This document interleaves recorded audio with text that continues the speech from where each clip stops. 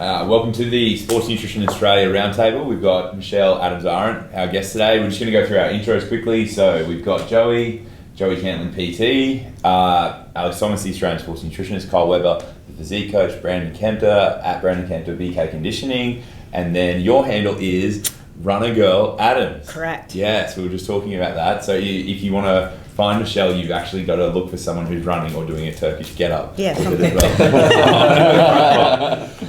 There was some awesome stuff covered yesterday. We're going to tease a little bit with that and then we'll just free flow from there.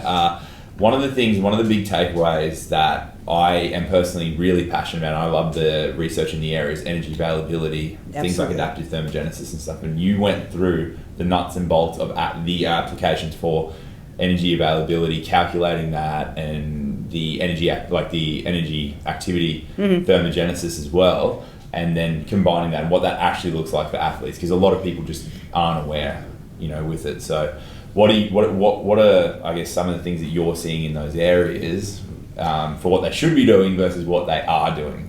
Yeah, first of all, I think the whole concept of energy availability or relative energy deficiency, depending on which way you want to look at that, is really fairly new for athletes, for most people actually. But athletes, whether you're a football player, soccer player, physique athlete, for so long, people just kind of look at how many calories can I burn, how big of a hole can I dig as far as deficit goes, and don't look at if I actually want my body to perform a certain way, whether it's achieve a certain physique or acquire a certain skill or perform at a certain level, I actually have to have enough gas in the tank to fuel me from a health standpoint first, and then be able to do all this extra stuff. So that whole energy availability is really kind of flipping the tables a little bit and saying, okay, hey guys, let's make sure that we have this baseline energy availability for optimal health, and then we can actually perform well. So yeah, we work with the athletes. We'll kind of help them calculate and kind of realize this is based on you personally, how much lean mass you have, how much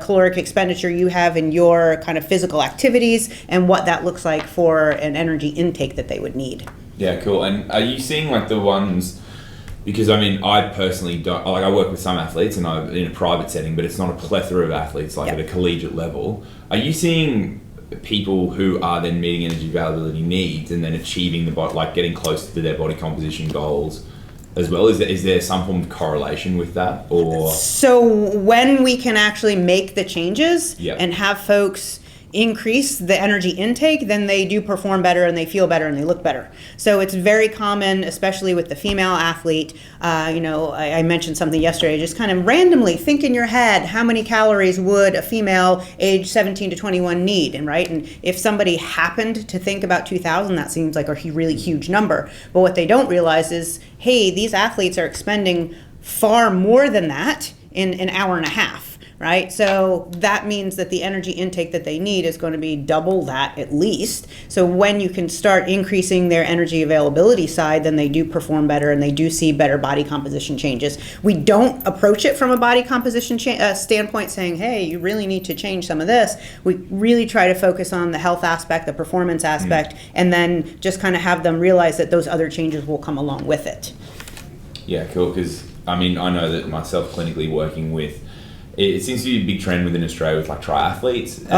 Endurance athletes are awful. Yeah, I can say that because this. The duration of the exercise is so much longer. Yes. Their feeding window is so much smaller. Yeah, and you cannot make up for that while you're on the bike or while you're out there running. You can't do it. No, exactly. And some of the responses when I'm like, hey, you're at 17 calories per kilo of your EA. Yeah. It's probably affecting bone. If you are getting lighter, it's probably bone density, other lean body mass that you don't want. And it's sort of I'm losing more weight. It's coming from there. I'll be faster. And it's like what we were talking about, I'll be lighter and better performance. Yeah. And it's just not the case with them. And getting, the biggest hurdle for me in working with those athletes, and I'd probably say my success rate is only about 40%. It's not good.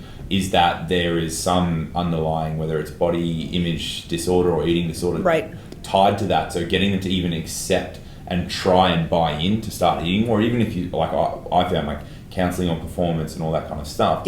It's just conditioned into them that lighter is better, leaner is better.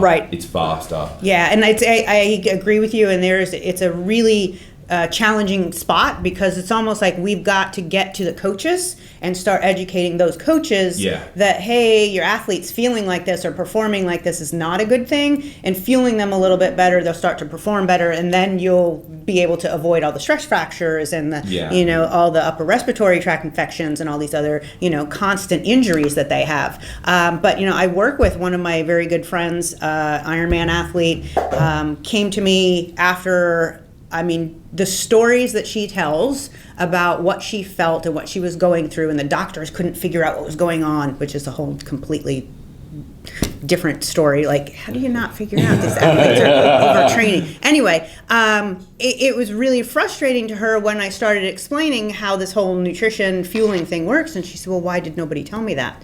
Because it's just accepted in those groups that I should be suffering, this should be hard, I should feel terrible, and the inadequacies as far as the nutrition education from a sport performance side. We have such a big opportunity to help educate those folks. Such a big opportunity. Yeah, and like you said, with the coaches buy-in, that's the ones that I have had success with have been with the coaches first. Yes. And it's from that specific team. Yeah. And it's only because I was able to send literature and say, hey, these are what the top people in the world are doing. Yep. And then there's, it's like success leaves clues effectively, and they've sort of respected that enough. Yeah. I know that the guys had some questions, so I'm just going to hand over to them from this point. Yeah, sure. Obviously, since Lyle McDonald's the women's book has come out, there's obviously been I suppose it's sort of educated the masses in relation to those slight changes in macronutrient utilization at different times in a woman's cycle, and it sort of alluded to the base that it may be wise to modulate macronutrients in relation to these cycles to optimize performance, but mostly body composition. Do you think that has any merit from a female sporting team perspective?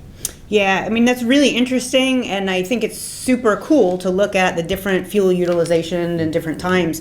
But I think from a practical standpoint, we're not there yet in the places where we say, yes, this does impact performance, and yes, this is a possibility for me to implement this across a team. So in our working with team athletes, like I said yesterday, you have to start at the beginning. Like these folks don't understand the difference between a carbohydrate, a protein, and a fat, and where they belong in their day as far as around their training. So then to try to complicate that and explain to them the intricacies of what their menstrual cycle may be doing, never mind the fact that you probably have a lot of folks that are on oral contraceptives, some people that are eumenic, and it's just, or all of these other things. It's like now you're trying to juggle 30 different people at 30 different times and explain 30 different things, and then you have to send them all on the road where they're all going to be eating at one place, and it's just not going to work. And I think if you have athletes that know their body very well, that are pretty well versed in nutrition and sport nutrition, maybe they could start kind of tweaking those things and seeing how they respond individually. But I think we're kind of jumping the shark a little bit right now and trying to apply that without some other information. And this is one really small follow-on relating to sort of different forms of contraception. Obviously not an area that I know a huge quantity about, but do you have you looked at any literature relating to sort of performance changes on different varieties of contraception, and do you have any views or recommendations?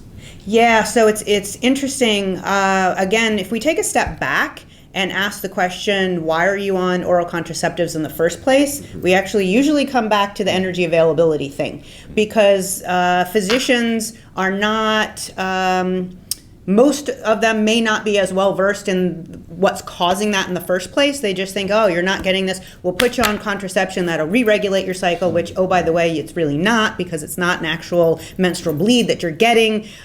So that doesn't fix the problem, so that's a whole different issue. We should delve into why are you not getting your period in the first place. But then we look at, well, what are the changes that go on in the system when you do have oral contraceptives going on? You basically turn that person into someone who's going through menopause. So now when you look at all of the other hormonal changes that go on within a female when she's going through menopause, doesn't really sound like a great idea. Yeah. And yeah, your performance is going to suffer. So totally just blanked on her name. She's out of University of Connecticut, Van Heest, Jackie Van Heest. She's done some great work in the swimmers up there, and kind of looking at performances and performance differences over the course of their season with those folks that are getting normal menstrual cycle versus not. And the ones that have a normal functioning menstrual cycle outperform everybody else. Yep. So hands down, I would tell folks, hey, if you're having issues and the doctor says oral contraceptives for you, absolutely not. First and foremost, ask the question why that's going on. Try to address that. If there are underlying issues and that is medically necessary or medically required, cool. Understand you're not going to perform as well as somebody who is having a normal menstrual cycle. Yeah. Energy availability assessment. Yes, You know. absolutely, Yeah. absolutely.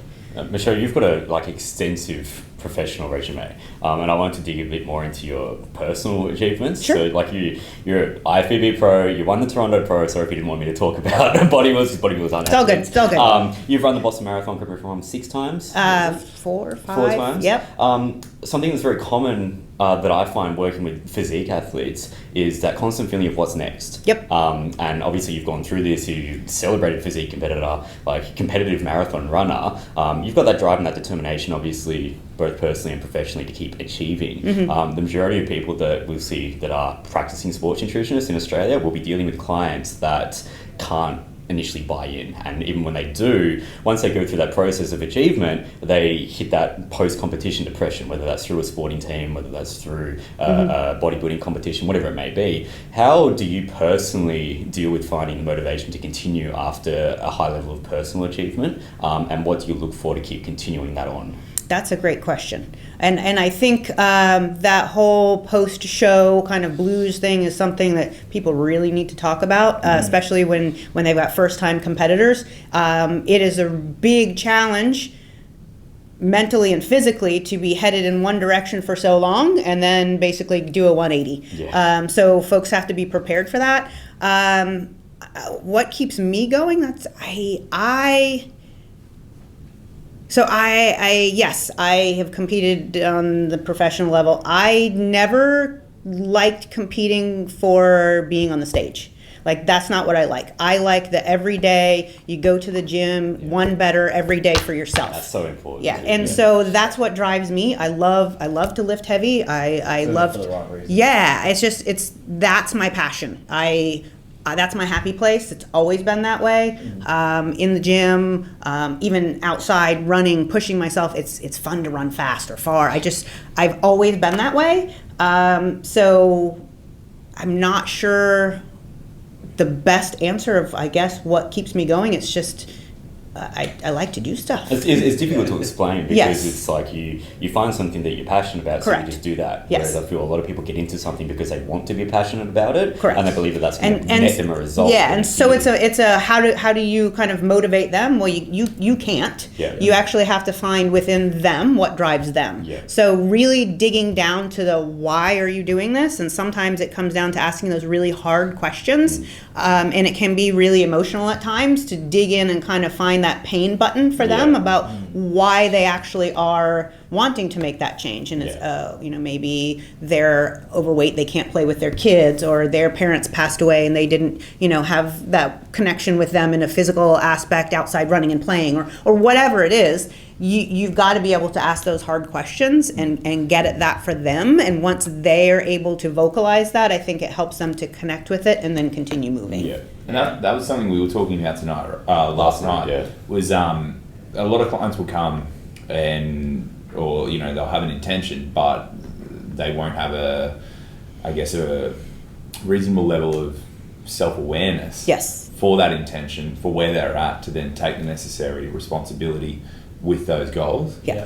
So it might just be a fleeting idea that, hey, if I do this, or it's an external gratification thing, that if that's happening, so those initial consultations just aren't something that people are like fleshing these things out to really break down from there. And then you get people like yourself and Brandon and Kyle, Joey, if it's enjoyment in the longevity, then it becomes a seasonal thing that you're accepting of certain realities. You know, if you're competing, it's going to be 40 weeks of a process. You know, you diet down, your shows, then the recovery part before you're then progressing and even making improvements. You know, to then, you know, compete in a couple of years' time and beat that prior package. And, you know, you're in that place of, I guess, patience and consistency. Whereas a lot of people are just like, I'll do my show and then I'm sort of out there. And then it's like, you know, they may have had to starve themselves just to get there because they want that one experience. And then they've got, you know, the low energy availability symptoms and all that other stuff, you know, from there. I'd just like to add on as well, like I tend to, like I work with a lot of physique competitors, I won't say athletes. I would say probably 70% are female, and I tend to find there's a big correlation between people who have these major issues post-contest versus like in correlation with people who are doing it for the wrong reasons. So I think it's important, like as coaches, to establish, you know, why is this person doing, which you touched on. So I think that's really good. Joey has a lot of female fitness, female bikini, all that stuff coming through, and they always win. But then he has to deal with it afterwards. That's the hardest but bit. it's hard, and nobody wants to talk about that because it's just I want the accomplishment, the bright shiny. I want to be in shape and I want to feel fantastic, and nobody talks about the nosedive that you take afterwards, right? Yeah, and I think a lot of the time, like you can beat it to death to them about saying, like, you know, this is what's going to happen post-comp most likely. This is how you can prepare for it. But I just find that what I've seen is that sometimes they have to just go through it. Like you can't prepare someone for it. Some people will just go through it. You can be there and hold their hand while they're doing it.